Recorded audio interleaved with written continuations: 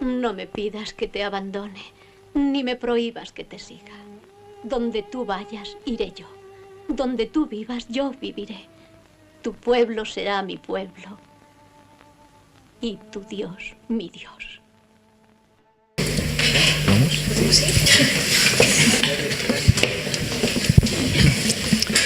Dios les bendiga, amén. Todo eso es para el Señor, amén. Gloria a Jesús. Y os invito a abrir vuestras Biblias en Segunda de Samuel, capítulo 5. Segunda de Samuel, capítulo 5. Intentaremos de seguir la línea que se ha iniciado sobre compromiso, pero hablaremos en esta noche sobre el compromiso con la oración, ¿no?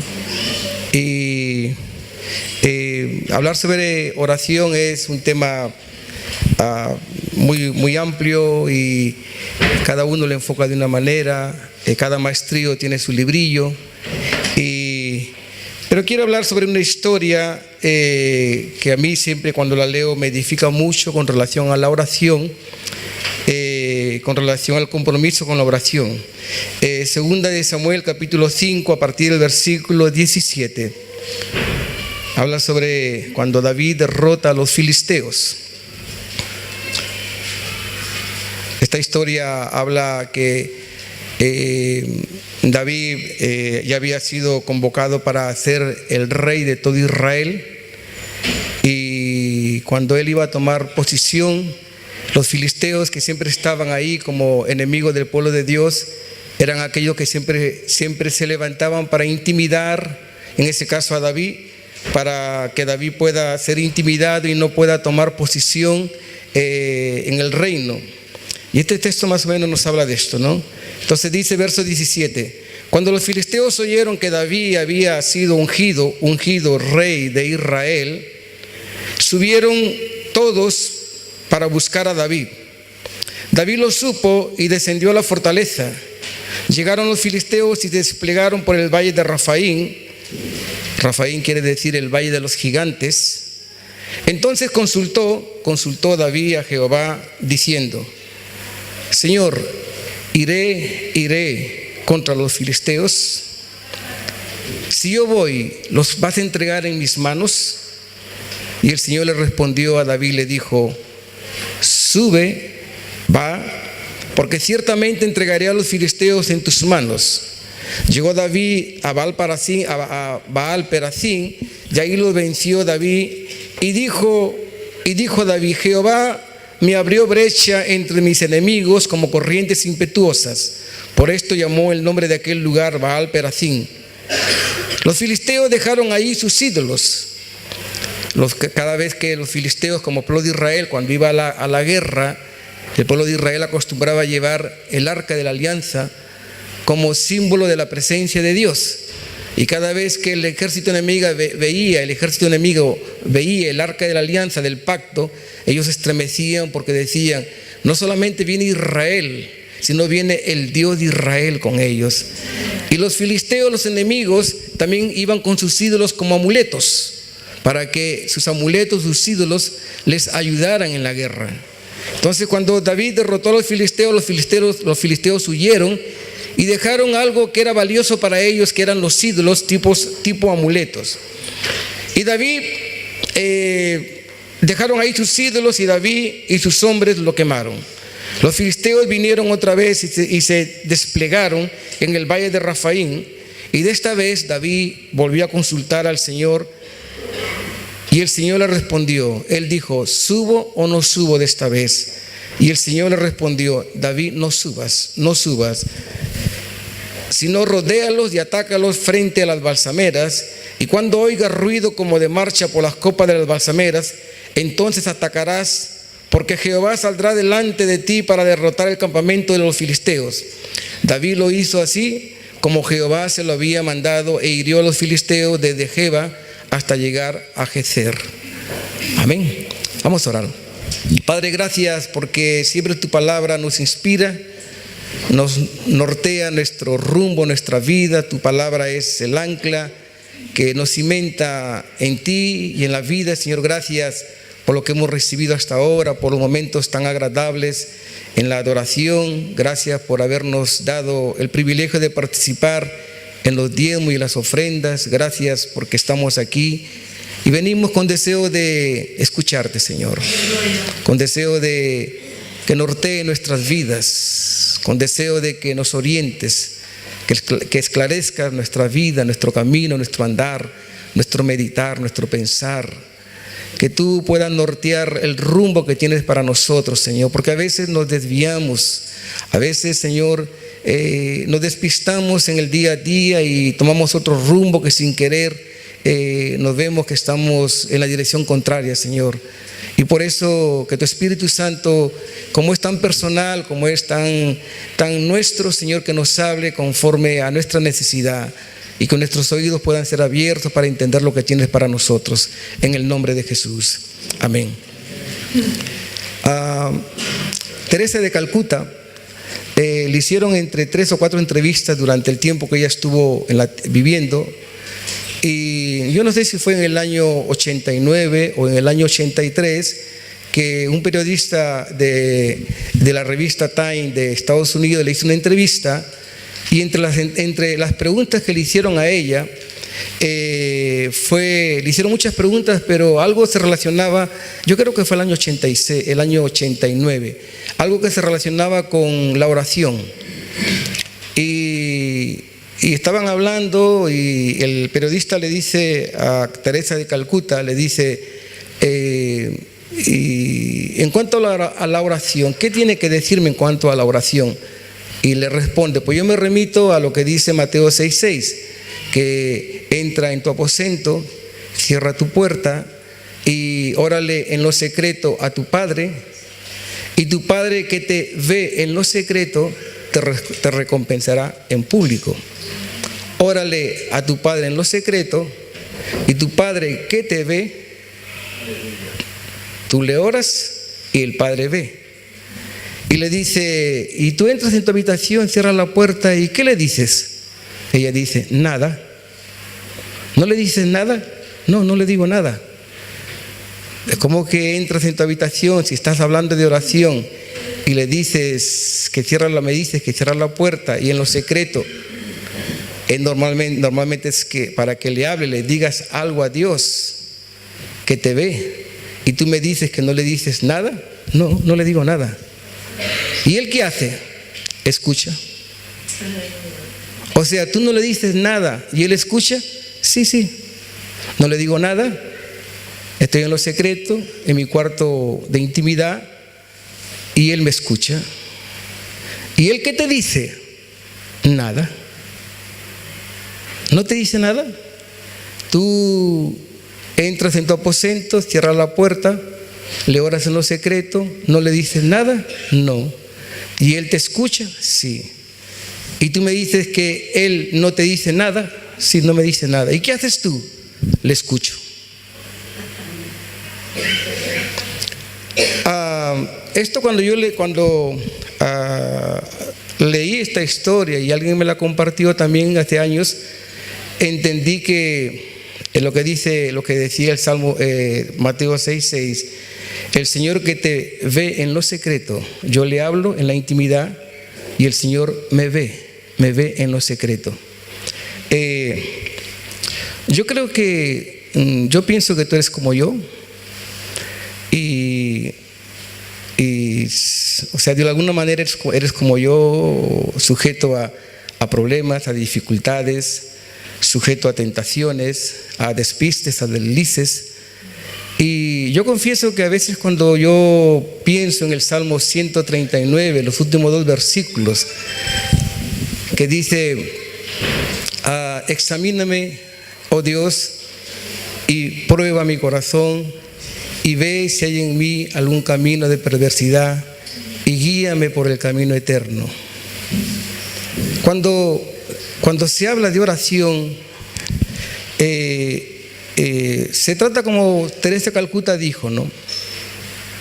Esa intensidad de estar comprometido con la vida de oración, porque si tú y yo no hemos encarnado, no sentimos la necesidad de que nuestra vida sea cual incienso que sube a la presencia de Dios como olor fragante a Dios, nuestra vida aquí en la tierra no tiene sentido de existencia, no tiene propósito del por qué estamos aquí en la tierra.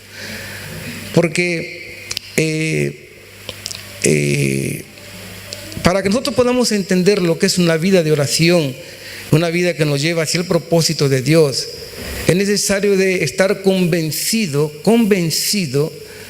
Hay mucha gente que usa en sus momentos de vida cristiana, usa como preferencia, como elección, la oración para salir del problema, para salir de la necesidad, para salir de la dificultad. Y cuando uno usa la oración como una elección para que Dios me saque las castañas del fuego, entonces mi vida comienza a tener un estilo de vida sin victoria, sin estabilidad, sin seguridad, que solamente echo mano de la oración para que Dios me saque del problema. Pero cuando nuestra vida pasa a ser un estilo de vida de oración, la cosa es diferente, es muy diferente. Miren, los judíos, ahí en la Biblia, en Éxodo, nos dice que cuando Dios le dijo dentro de las piezas del tabernáculo, que estaba dividido el tabernáculo entre el patio, entre el lugar santo y el lugar santísimo, y en el lugar del santo, antes de llegar al lugar santísimo, había una pieza importante que se llamaba el altar de incienso. El altar de incienso, según la Biblia, según Dios le había ordenado a Moisés, que este altar de incienso el sacerdote debería de coger carbón del altar donde se había hecho el sacrificio, en el patio, donde había hecho el sacrificio de la ofrenda por el pecado, que el sacerdote debería coger el carbón que había quemado el altar y la grasa que se había derramado en el carbón. El sacerdote debería de coger carbón y llevarlo al altar de incienso que estaba entre la puerta del lugar santo y el lugar santísimo, y debería de dejar en el altar de incienso el carbón que olía a cordero. Y el sacerdote debería de coger del incienso que había sido preparado y debería de rociar en el altar de incienso, que caiga el incienso en el altar donde estaba el carbón encendido con olor a cordero, y esa mezcla del olor del carbón a cordero y el incienso iría a ser una mezcla. No sé si te ha pasado cuando has rociado agua en algo caliente. No.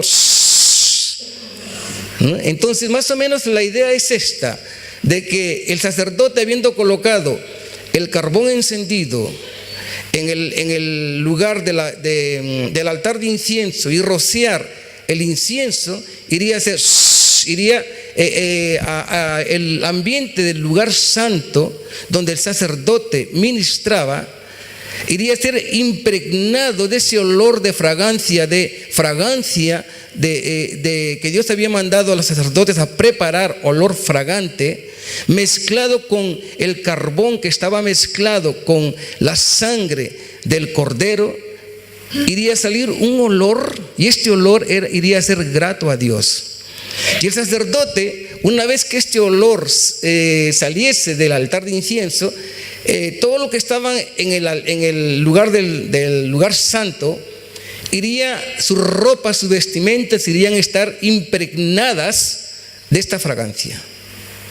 O sea que el sacerdote debería ministrar con la ropa impregnada entre la fragancia del olor y la fragancia del olor del cordero.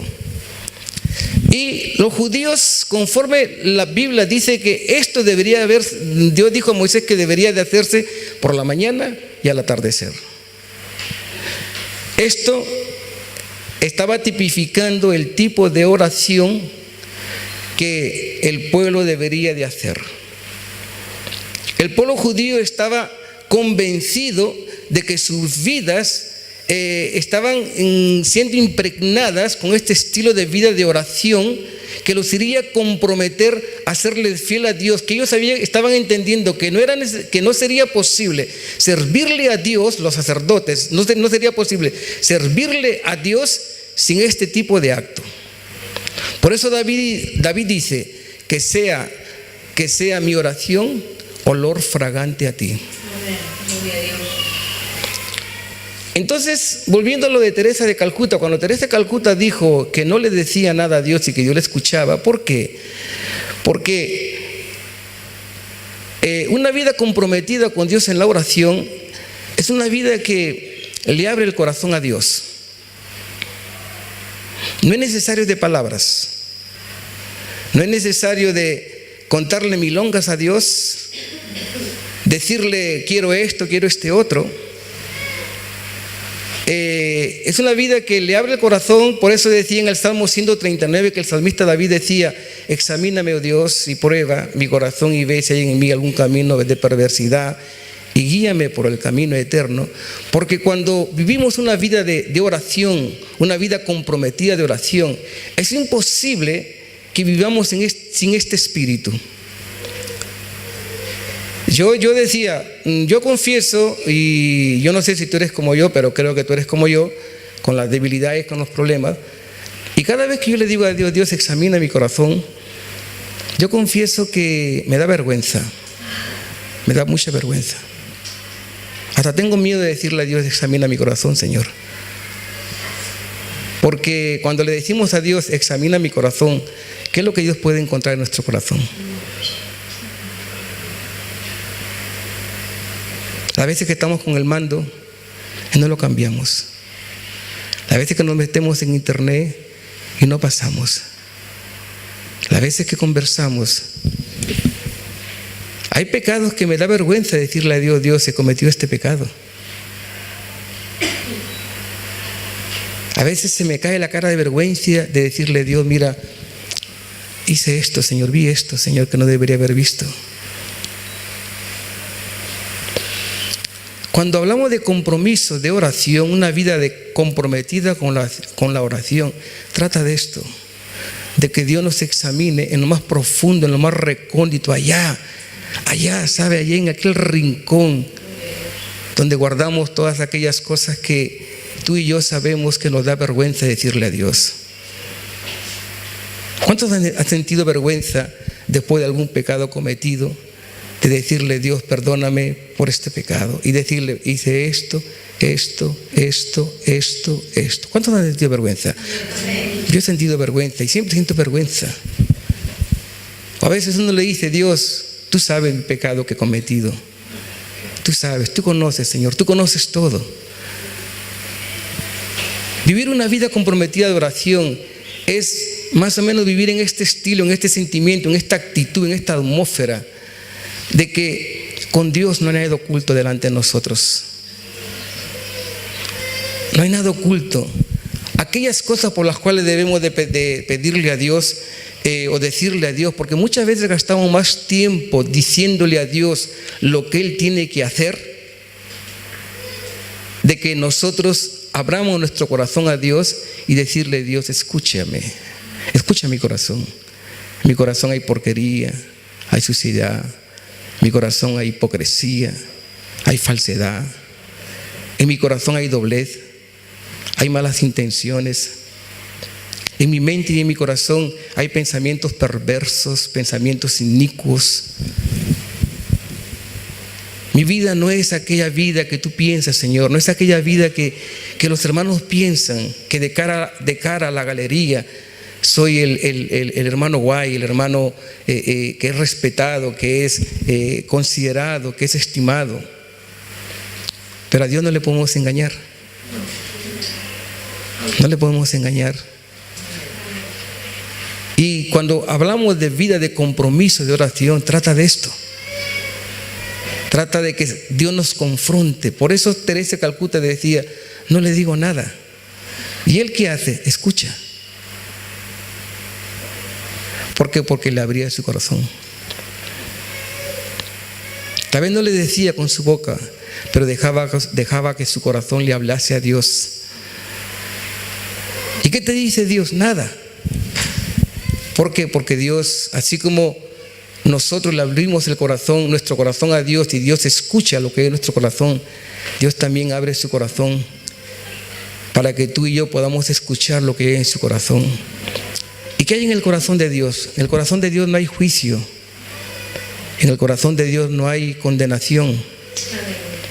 En el corazón de Dios no hay maldad, no hay perversidad, no hay malos proyectos para nuestras vidas. En el corazón de Dios hay ternura. En el corazón de Dios hay misericordia. En el corazón de Dios hay segundas oportunidades. Hijo, fallaste, no pasa nada. Venga, levántate, camina.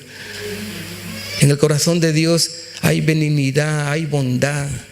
En el corazón de Dios hay misericordias que se renuevan día a día.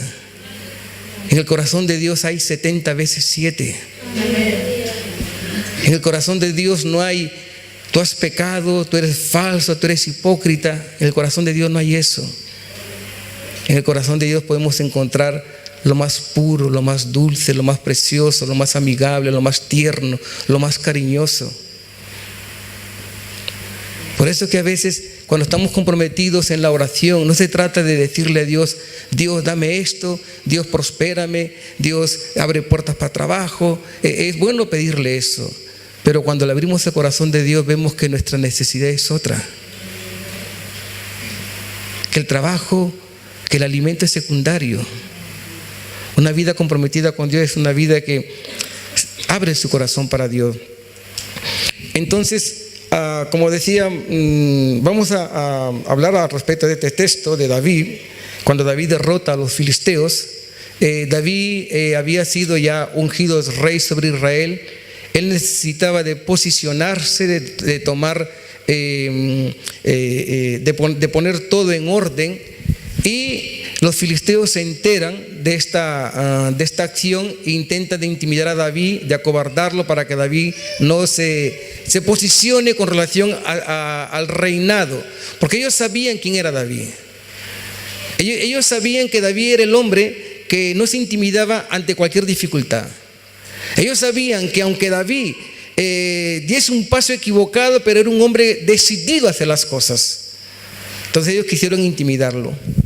Bajaron a atacar a David, y David, como era un hombre comprometido con la oración, ¿recordás cuando David dice, Señor, mi alma tiene sed de ti, mi alma anhela por tus atrios? Señor, mi oración sea como incienso fragante a ti. Entonces los filisteos sabían quién era David y fueron, atacaron. Y David, como era un hombre comprometido en la oración, David le dijo a Dios, Señor, ¿subo o no subo? Si yo subo, ¿vas a entregarme a los filisteos en mis manos? ¿Los voy a derrotar? Y Dios le dijo a David, sube. David subió y los derrotó. Los filisteos fueron vencidos. A la segunda vez, los filisteos reinciden. Es la manera como el enemigo hace. El enemigo nunca se da por vencido. El enemigo siempre está reincidiendo. Tú lo vences una vez, él no se da por vencido. Él intenta de atacarte de otra manera, te confronta, nos enfrenta. Y David, ¿qué es lo que hizo? David no se confió como en la primera vez. David, dice la Biblia, que él volvió a consultar al Señor. Él no confió en su habilidad, en su destreza. Él no confió en su capacidad de guerrero. Él volvió a consultar al Señor. Y le dijo, Dios, volveré a subir otra vez con los filisteos. Y de esta vez Dios le dice, no subas, rodéalos. Rodéalos por las copas de las balsameras. Y espera ahí. Cuando escuches un estruendo de marcha de guerra, va, porque yo voy delante de ti.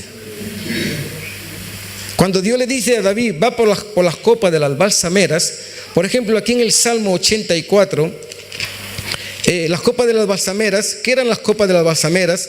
O las copas de las amoreiras, ¿qué eran? era una especie de árbol, de arbusto que estaba en el desierto. Era como un tipo de oasis que cuando el caminante del desierto iba se encontraba con este pequeño espacio donde había este tipo de árboles. Y este tipo de árboles tenían unas frutas que en su fruto descendía como un agua. Y esto servía para que el viajante en el desierto, al llegar a ese espacio, pudiera ser refrigerado, pudiera recobrar fuerzas, pudiera descansar y pudiera beber agua. Entonces, miren, dice en el Salmo 84, versículo 5: Bienaventurado el hombre que tiene en ti sus fuerzas, en cuyo corazón están tus caminos, y atravesando el valle de lágrimas, en ese caso, en otra versión dice el valle de las amoreiras o el valle de las balsameras, en otra versión lo cambian en fuentes, cuando la lluvia llena los estanques, irán en poder, verán a Dios en Sión. Cuando Dios le dice a David, no subas, rodéalos y descansa en el valle de las balsameras o en el valle de las amoreiras, descansa ahí, refrigérate. Pero cuando tú veas o escuches un estruendo de marcha de guerra, sal. Porque aquel que está comprometido con la oración entiende los movimientos de Dios. Entiende los movimientos de Dios.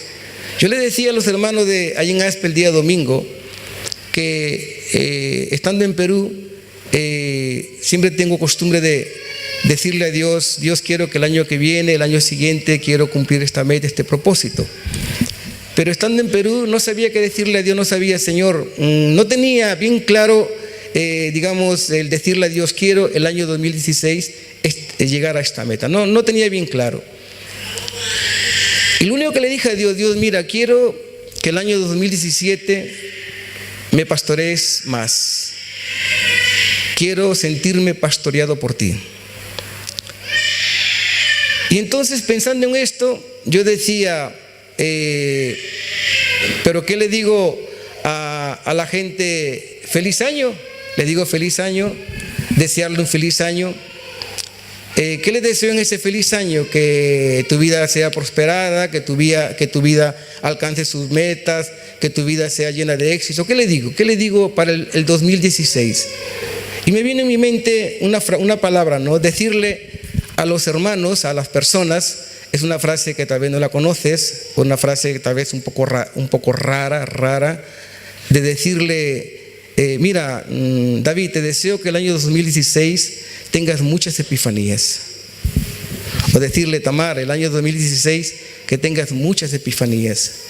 Es una frase rara. O decirle, Moisés, yo quiero que el año 2016 tengas muchas epifanías. O al hermano Miguel y a Ana y Miguel, me gustaría que el año 2016 tengáis vosotros dos muchas epifanías. ¿Qué es epifanía? Epifanía es una palabra griega que quiere decir una manifestación de Dios. O sea, yo estaba diciendo en español, yo quiero que el año 2016, Moisés, tú puedas ver a Dios de diferentes maneras, de diferentes manifestaciones. Tamar, yo quiero que el 2016 tú veas a Dios de diferentes maneras. O a Aitor, que vea a Dios en todo su estilo de vida, que vea a Dios en el 2016. Porque a veces no entendemos del por qué las cosas, o qué es lo que está por detrás de las cosas. Y no entendemos que muchas veces es Dios permitiendo ciertas cosas para librarnos de ciertas circunstancias que nos van a causar una desgracia. A veces no lo entendemos, el por qué mi coche no arranca, o el por qué se me perdió la cartera, o el por qué el ordenador no va, o el por qué perdí la llave, o el por qué el móvil cayó al agua, o el por qué mi hijo tiene este problema, o por qué mi hijo perdió el trabajo, o por qué me han dejado sin trabajo. A veces no entendemos que Dios como Dios nos ama y nuestra vida le pertenece a Dios, no entendemos que Dios está en todos esos moveres.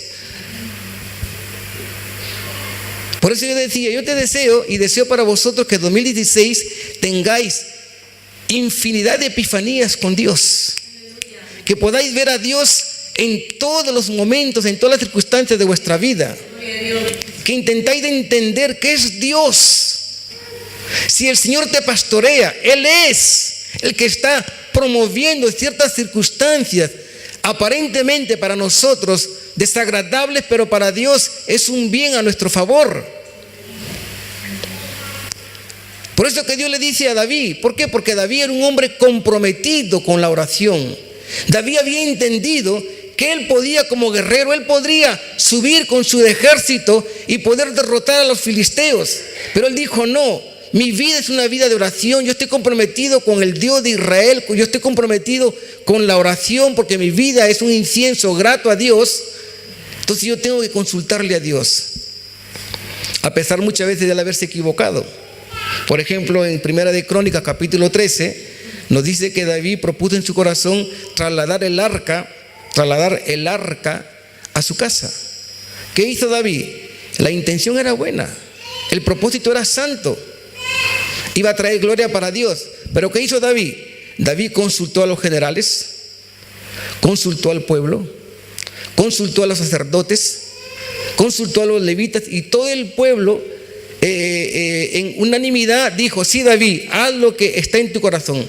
Y David trasladó el arca de la casa de Abinadab, estaba yendo para su casa, y traslada el arca del pacto en un carro nuevo, cuando la instrucción había sido de trasladar el arca por los sacerdotes en una vara en los hombros. La intención era buena, pero la forma no era la adecuada conforme a la directriz de Dios.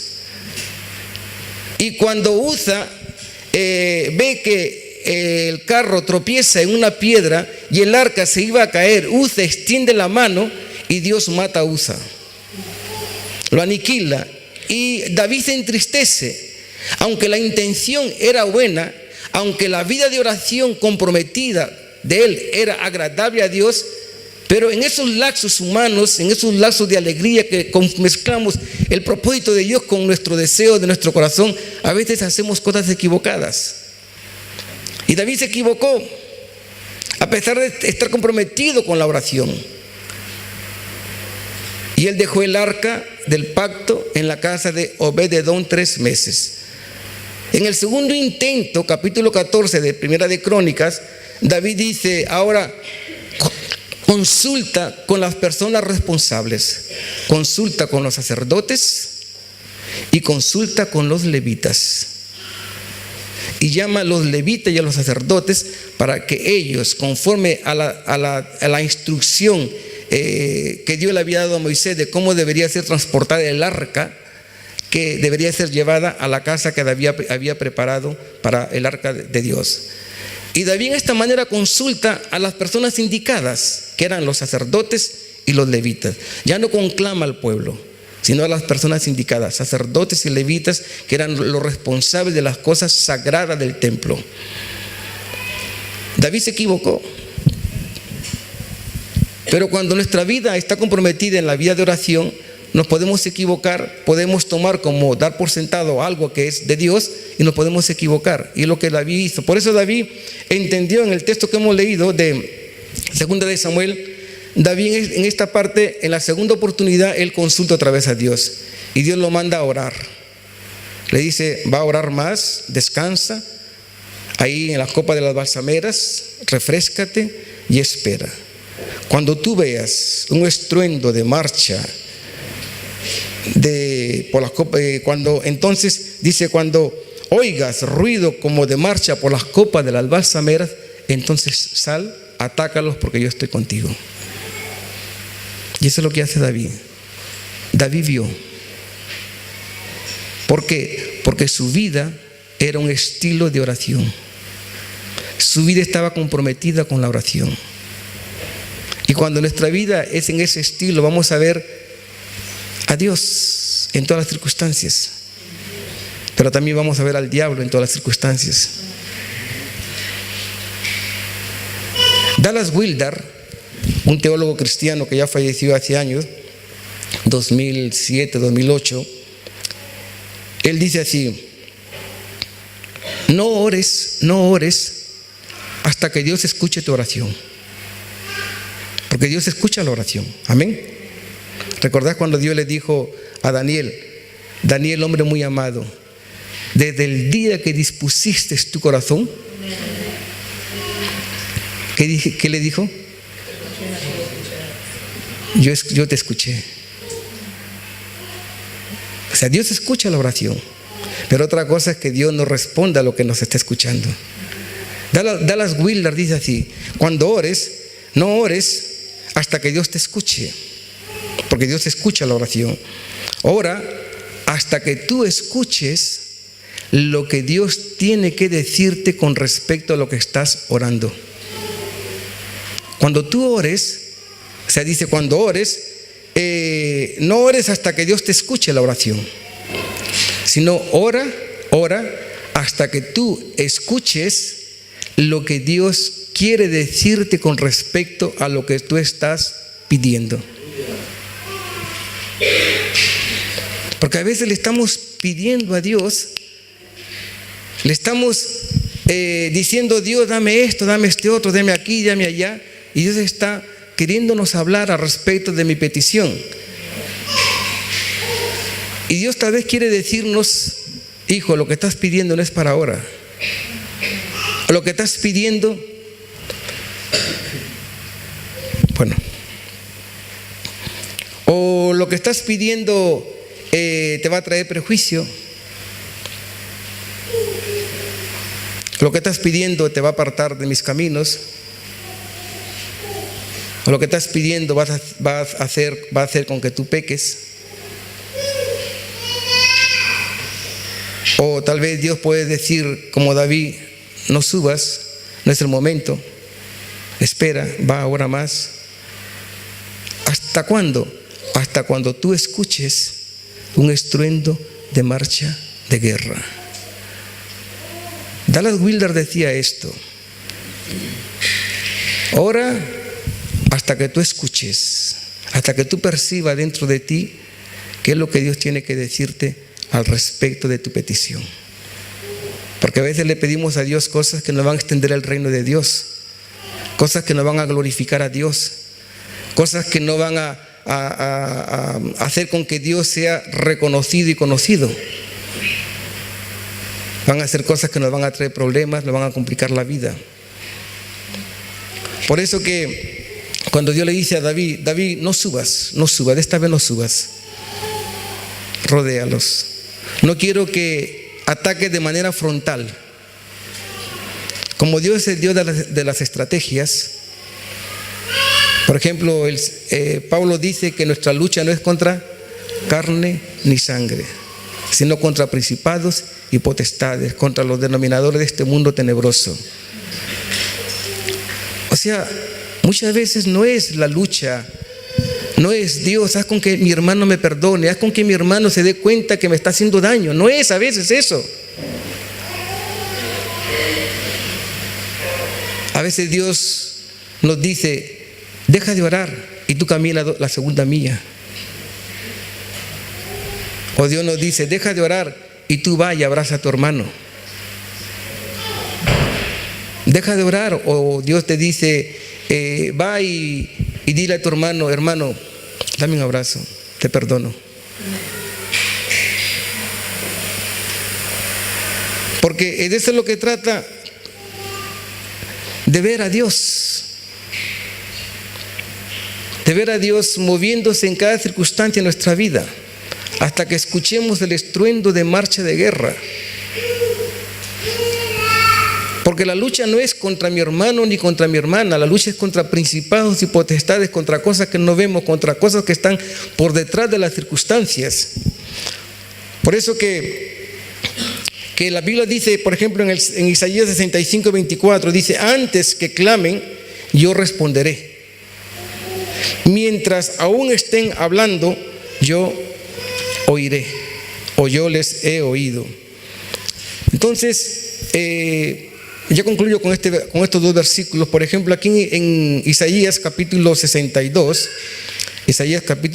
voy a leerlo en la versión del 95, pero después voy a leerlo en la versión amplificada, una versión inglesa, una versión americana, que me gusta más la versión americana. En nuestra versión española, por lo menos en mi versión del 95, versículo 6 y 7 de Isaías 62.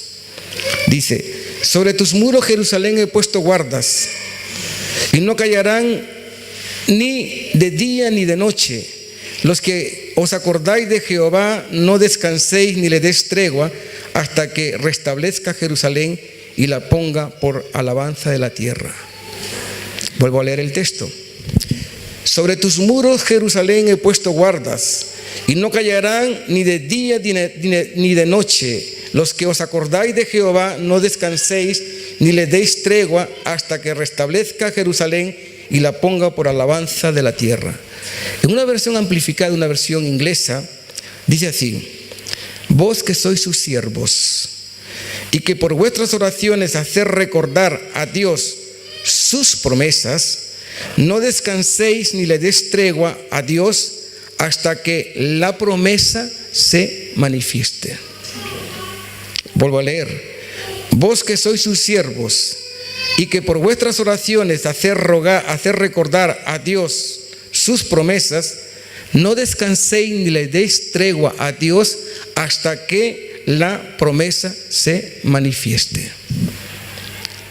O sea, estar comprometido con la oración, en la vida de oración, es estar comprometido hasta que las cosas de Dios acontezcan.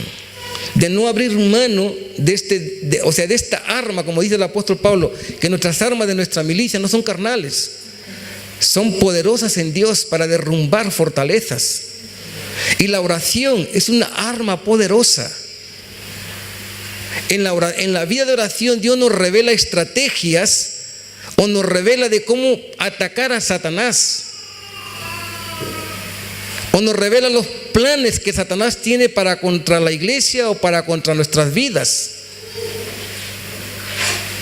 Por eso que cuando nuestra vida está ceñida a la oración, a estar comprometida con la oración, nuestra vida de oración y nuestra propia vida pasa a ser diferente. Hay alguien que dice, aunque no creo mucho en esto, no lo creo, pero lo voy a decir, que dice: poca oración, poco poder; mucha oración, mucho poder. Y hay quien dice que la oración mueve el brazo de Dios. ¿Es verdad y no es verdad? Porque lo que hace mover el brazo de Dios es su palabra, es nuestra obediencia.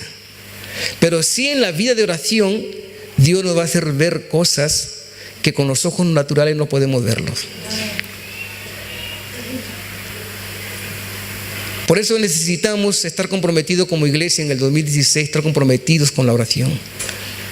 Y en tu vida, en tu negocio, en tu vida personal, en tu vida familiar, en tu vida como madre, como padre, en tu vida como estudiante, es necesario entender que una vida comprometida con la oración es una vida de suceso y de victoria. Yo no concibo mi vida sin la oración. Yo no entiendo, yo no sé vivir la vida cristiana sin estar orando.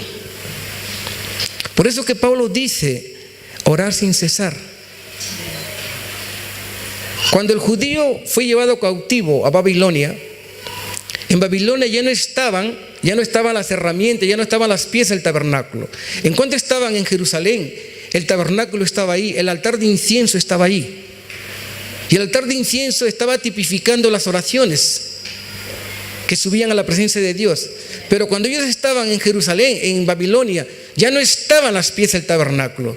Entonces los rabinos, los estudiosos decían: ¿qué vamos a hacer en Babilonia si ya no está el altar de incienso? Entonces ellos dijeron: pues vamos a hacer de nuestra oración como si fuera incienso para Dios. No tenemos el altar de incienso, No vamos a ponerle carbón porque no estamos en Jerusalén. No vamos a preparar el perfume del incienso porque no estamos en Jerusalén.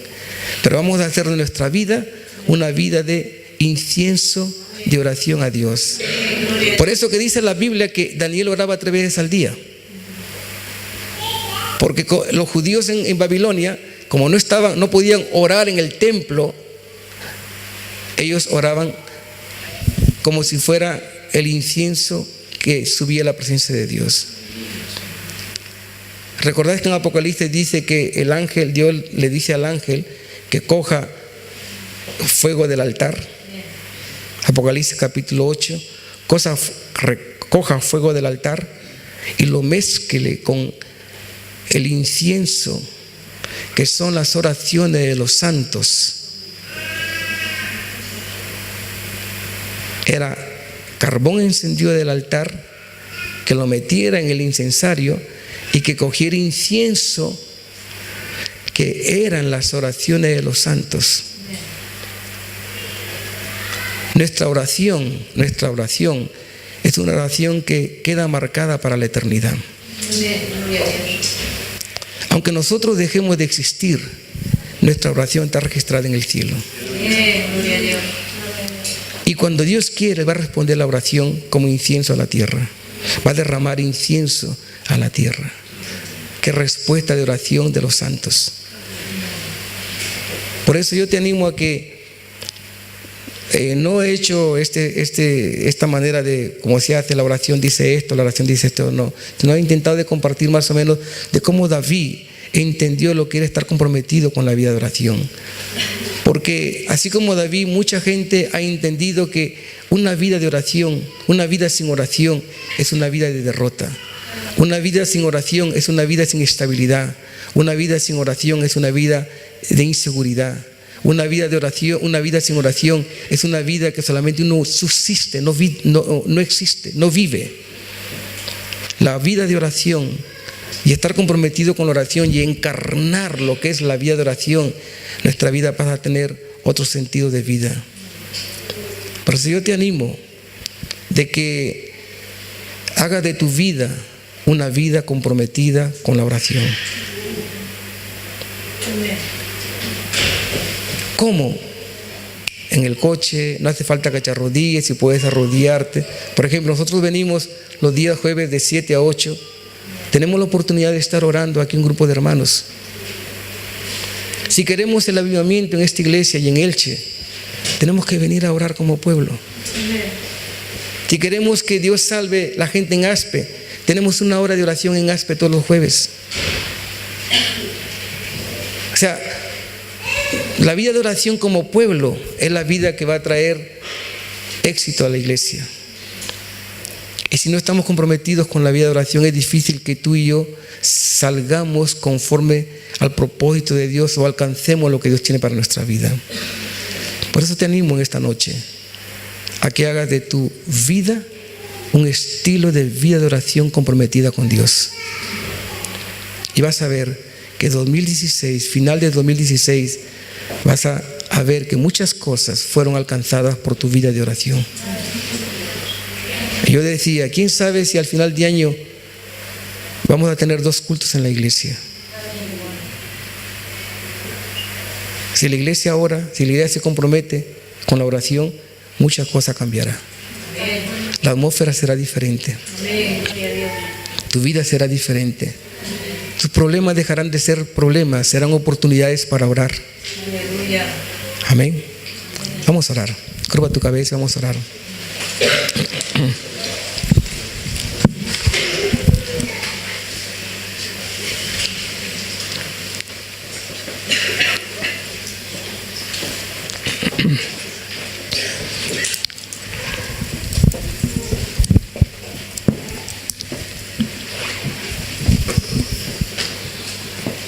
Aleluya.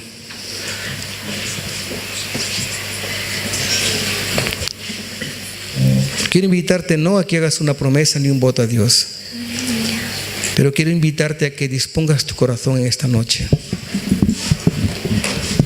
Te invito a que le digas a Dios: Dios, Yo quiero entrar en esa atmósfera de oración en mi vida, Señor. Quiero que mi vida de oración cambie el ambiente de mi hogar. Quiero que mi vida de oración cambie el rumbo de mi existencia aquí en la tierra, Señor. Yo dispongo mi corazón, Padre, para hacer de mi vida incienso grato a ti. En el nombre de Cristo Jesús, Padre, ayúdame.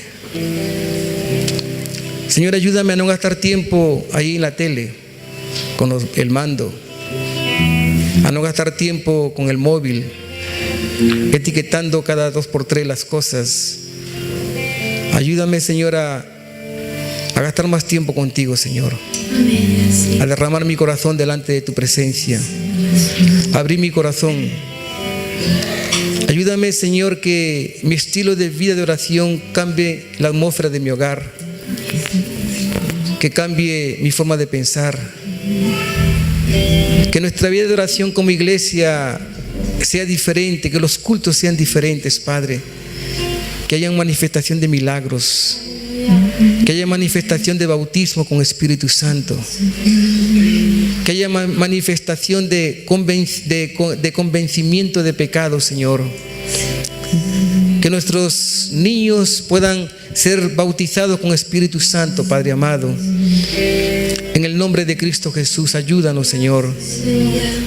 Personalmente dispongo una vez más mi corazón para gastar más tiempo contigo, Señor.